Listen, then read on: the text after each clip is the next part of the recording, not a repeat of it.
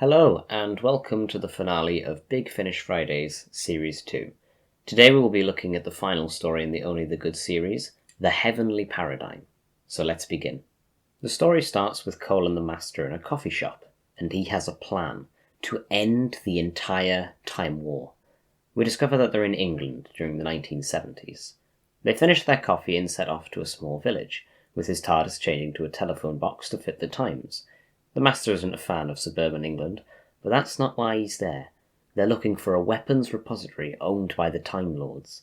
He tells Cole that the repository is inside of one of the houses, number 24. Cole remarks that it can't be much of a weapon if it's inside of a cottage, but as with most Time Lord buildings, looks can be deceiving. They go to run into the house, and the Master can't open the door with his sonic screwdriver. And that's not a good thing, since now the entire village is about to attack them. The lock shifts and the door pulls them in. When Cole is inside, he's alone, with multiple versions of himself, mocking him. The Master calls out to him and he wakes up. Cole was under the effects of a mind spike, a device that bombards you with all the worst things that you've ever done, something that doesn't particularly affect the Master.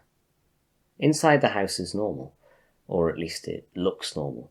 The Master opens a cupboard under the stairs and finds a whole hangar. It's bigger on the inside. They split off to search the house, and Cole enters the kitchen.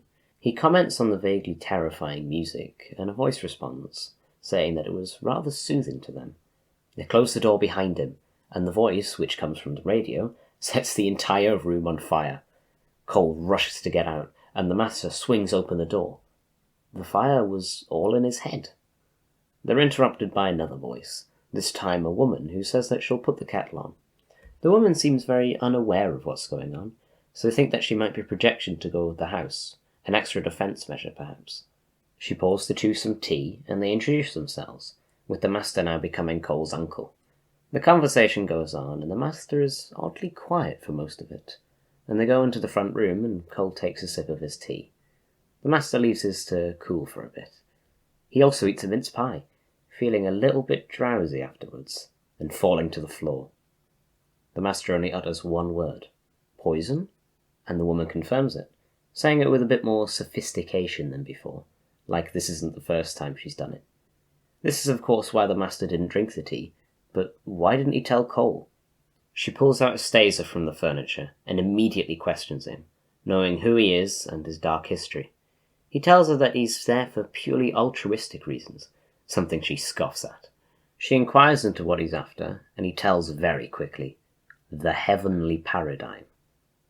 Cole wakes up and finds that he's wired to something, and the voice reveals it to be the Paradigm, and also reveals that the Master is gone, and also wired him to the Paradigm, something that's probably not a good thing for Cole. So that's the first half of the story. In this one we sadly see the end of Cole's travels with the Master, and in fact the end of the War Master's travels as a whole, as the story perfectly segues into Utopia from Series 3 of the revived series. It's such a shame that Cole couldn't get more adventures with the Master, as he seemed to be a pretty good match, though this must be just so that he can trick Cole into helping his plans. It's strange that their first series with Jacoby on audio was chronologically his last. A funny little detail. Overall, it's a brilliant end to the Only the Good series. Jacoby and Green are on point with their voice acting, and I love the dark theme of this story. It really sets itself apart from normal Doctor Who, as Cole's fate would probably never ever happen in the show. But anyway, thanks for watching. If you enjoyed watching this video as much as I did making it, please consider leaving a like and subscribing to my YouTube channel down below. I'll leave any links in the description, and we'll probably take a long break from this series to focus on other projects.